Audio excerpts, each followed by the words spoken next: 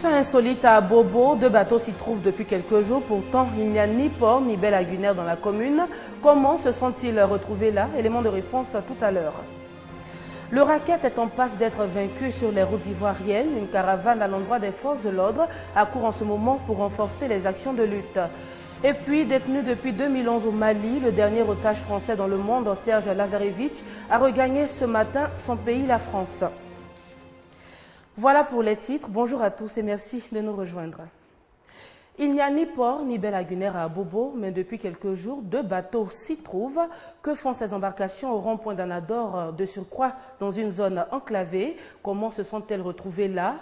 Une de nos équipes conduite par Serge Gongomin et Félix Amani s'est rendue sur place à Bobo pour en savoir plus les détails dans ce reportage. Deux bateaux en plein cœur de la commune d'Abobo, au milieu des populations et précisément au grand carrefour du quartier Anador, un quartier sans port et sans baie lagunaire. Que font ces bateaux en ce lieu? Approchés, les riverains expriment leur étonnement. Dans mon petit Martelot, tu vois, il y a deux bateaux qui se trouvent sur le rond-point d'Abobo. Il n'y a pas d'eau ici, mais c'est vraiment étonnant. Donc je ne sais pas si c'est la police qui doit venir examiner le bateau avant que ça ne parte. Je n'ai jamais vu de bateau en ville comme ça. C'est la première fois de voir le bateau comme ça. Ça m'a étonné. Et puis j'ai demandé qu'est-ce que le bateau est venu faire ici parce qu'il n'y a pas de l'eau ici. Depuis dimanche, on est venu voir les bateaux ici. Bon, moi je suis content, franchement, je suis très content de voir le bateau. Bon, je ne sais pas ce qu'actuellement ils sont venus faire ça ici. À notre grande surprise, le dimanche matin, nous sommes sortis, on a vu le bateau là garé là, qui fait sur la route. Qu'ils font direction sur le Mali. Les responsables étant absents à l'heure où nous arrivons, les ouvriers refusent de parler.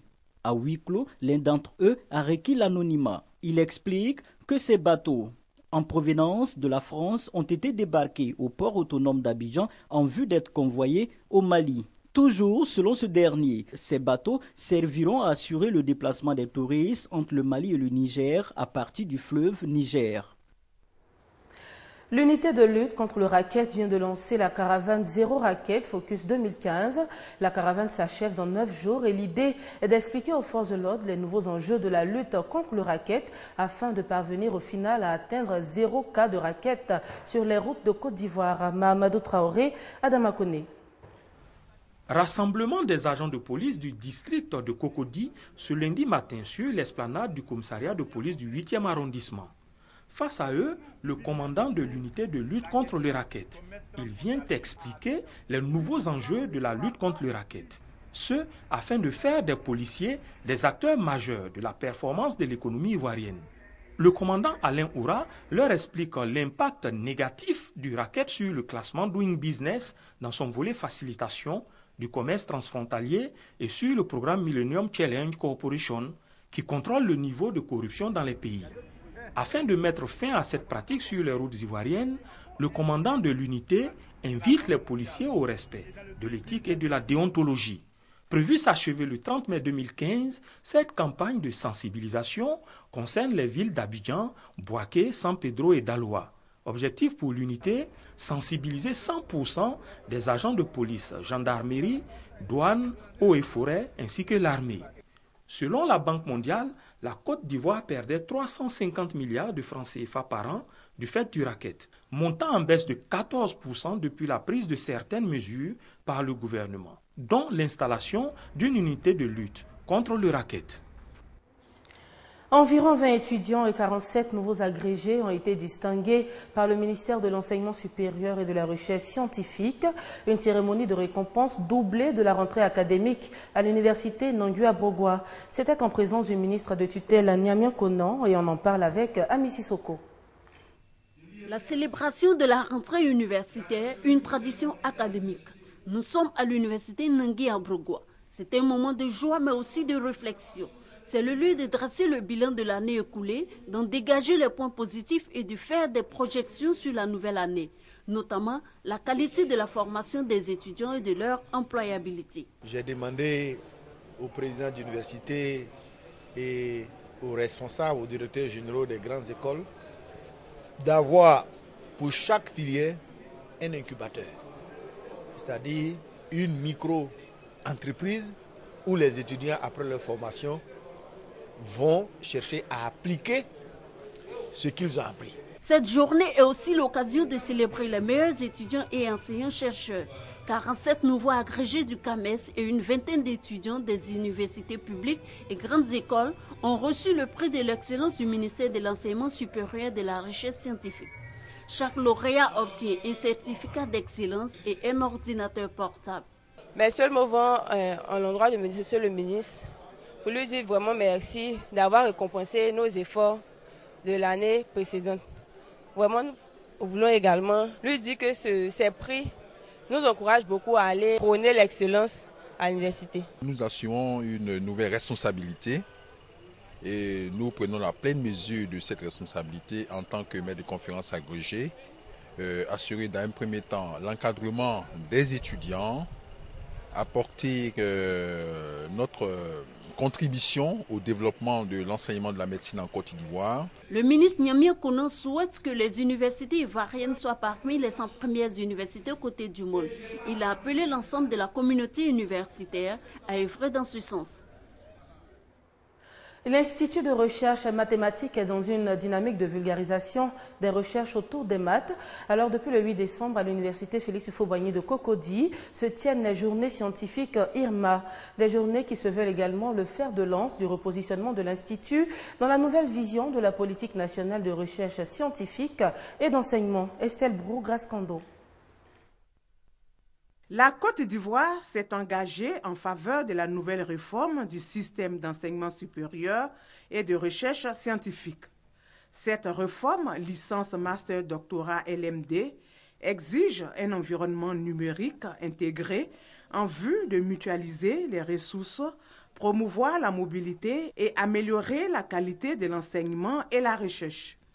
Ces journées scientifiques de mathématiques visent à positionner l'Institut de recherche de mathématiques dans la nouvelle vision de la politique nationale de recherche scientifique et d'enseignement supérieur. Les mathématiques sont une discipline qui se trouve à la base de toutes les sciences. Au cours de ces journées, nous allons également réfléchir pour adopter de bonnes stratégies pour pouvoir conduire ces nouvelles manières de faire. Les participants viennent de différentes structures et vont réfléchir pendant 2 jours. Ces journées sont organisées sous forme de conférences, de travaux en commission et de séances pratiques. Nous sommes en train de découvrir maintenant que le système LMD il va ensemble avec la numérisation de notre système éducatif. Au sortir d'ici, l'étudiant va savoir maintenant qu'il ne doit pas se passer de l'outil informatique et que les mathématiques même en réalité, c'est toujours procédé d'une ouverture d'esprit. La formation nous a apporté quelque chose parce qu'elle nous apporte sur beaucoup de choses qu'on ne connaissait pas, qu'on ignorait bien sûr sur les mathématiques. Donc avec les dévanciers, donc cette information qu'elle nous apporte, c'est une information capitale qui nous permet de comprendre l'importance même des mathématiques. Ces rencontres sont donc une opportunité d'ouverture de nouvelles perspectives de modernisation du système d'enseignement et de recherche. On retrouve la paire Grace Kando et Estelle Brou pour parler cette fois d'environnement. La diversité biologique est l'une des priorités du ministère de l'Environnement. Un atelier national de formation sur l'évaluation des biens et services fournis par les écosystèmes s'est tenu ce 8 décembre. Il s'est agi pour le ministère de l'Environnement de contribuer efficacement à relever les défis de la sauvegarde de la biodiversité. Préserver l'environnement, notamment les services d'origine écosystémique. 60% de ces services sont en état de dégradation selon une étude menée par des experts. Une situation qui entrave la lutte contre la pauvreté et la réalisation des objectifs du millénaire pour le développement. Alors, pour remédier à la situation, un atelier national de formation sur l'évaluation des biens et services fournis par les écosystèmes est organisé.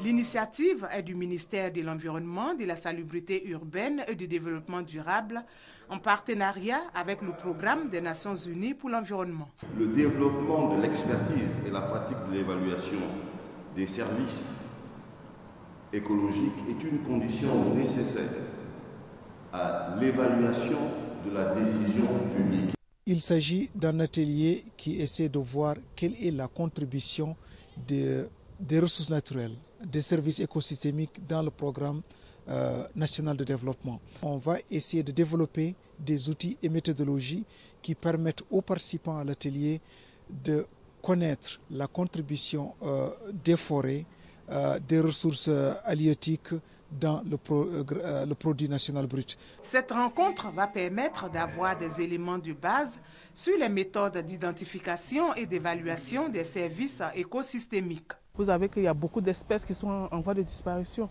et cela est très dangereux pour l'équilibre de l'environnement. Donc cette formation va nous aider dans notre activité à préserver la biodiversité. L'atelier dure 3 jours et sera meublé par plusieurs communications et débats. Les conditions de vie de certains travailleurs et la question de la fièvre Ebola ont fait l'objet d'une conférence de presse organisée par la centrale syndicale Humanisme. Pour les responsables de l'organisation, il y a urgence du point de vue vie des populations et situation sanitaire du pays. Koné Pargassoro. La reprise du dialogue avec le gouvernement en vue d'évaluer la mise en œuvre des réponses aux différentes revendications des travailleurs, le paiement des primes des travailleurs du ministère du pétrole et de l'énergie, la réintégration des leaders syndicaux du port autonome d'Abidjan, le renforcement de la surveillance épidémiologique à toutes les frontières de la Côte d'Ivoire, autant de sujets abordés au cours de la conférence animée par Soro Mamadou, secrétaire général de la centrale syndicale Humanisme. Selon Soro Mamadou, ces différentes revendications sont pour la plupart liées aux grognes, grèves et menaces de grève constatées ces derniers temps dans divers secteurs d'activité. Pour lui donc, l'amélioration des conditions des travailleurs pourrait apaiser la situation. En créant le cadre de dialogue social logé à la primature avec le gouvernement et les centrales syndicales, vous verrez que ce dispositif va permettre d'apaiser la situation nationale et va mettre toutes les populations en ordre de bataille pour répondre aux défis du développement durable pour que nous soyons un pays émergent à l'horizon 2020. Pour terminer, la centrale syndicale Humanisme se dit satisfaite des mesures prises par le gouvernement interdisant les sachets plastiques en Côte d'Ivoire. Petite excursion maintenant dans le village d'Akakrongban, c'est dans la sous-préfecture de Kouébo. Le tout nouveau chef de ce village, Nanon Kwame Nguessan, vient d'être intronisé. Au cours de la cérémonie, les cadres ont annoncé des projets de développement pour Akakrongban. Kwadio Kwame, RT Wake pour le reportage. Akakrongban, village de la sous-préfecture de Kouébo, département de Toumoudi amorce son développement. Ce village est sans chef depuis 2010. Une situation qui a mis en veilleuse les actions de développement du village. Les populations d'Akakrongban viennent de corriger cet état de fait. En effet, Nana Kwame Nguessan est monté sur le trône de ses ancêtres dans la pure tradition baoulée. La cérémonie d'intronisation a été l'occasion pour les filles et fils d'Akakrongban d'annoncer de nouveaux projets pour l'essor du village, leur terroir commun. Mise en place de nouvelles stratégies pour le développement et la modernisation de l'agriculture et création d'activités génératrices de revenus pour les femmes et les jeunes. Les populations ont été invitées à la cohésion, à l'union et surtout à mettre en priorité les intérêts du village. Cela, aujourd'hui, quand même, les lendemains meilleurs, dans la mesure où le conseil régional, en tant qu'institution de développement, doit pouvoir s'appuyer quand même sur l'organisation faite par la population. Le sous-préfet de Kouébo, en remettant l'arrêté de nomination, a rappelé à Nana Kwame Nguessan ses droits et obligations. L'autorité administrative a exhorté le nouveau chef à l'équité et à la neutralité dans ses jugements. Nana Kwame Nguessan est né en 1922, ancien combattant de 39-45. Il succède à Nana Kwadio Nguessan Sébastien. Il devient ainsi le 8e chef d'Akakrongban. En bref et en images, Serge Lazarevitch, 51 ans, a posé le pied sur le sol français ce mercredi matin pour la première fois depuis 3 ans. Il était détenu depuis 2011 par AQMI dans le Nord Mali et à sa descente d'avion, il a été accueilli par le président français François Hollande et par ses proches. Je rappelle que l'homme était le dernier otage français détenu dans le monde. Et c'est sur cette information que prend fin ce journal. Merci de nous avoir suivis. Je vous retrouve demain pour d'autres informations. Bon après-midi.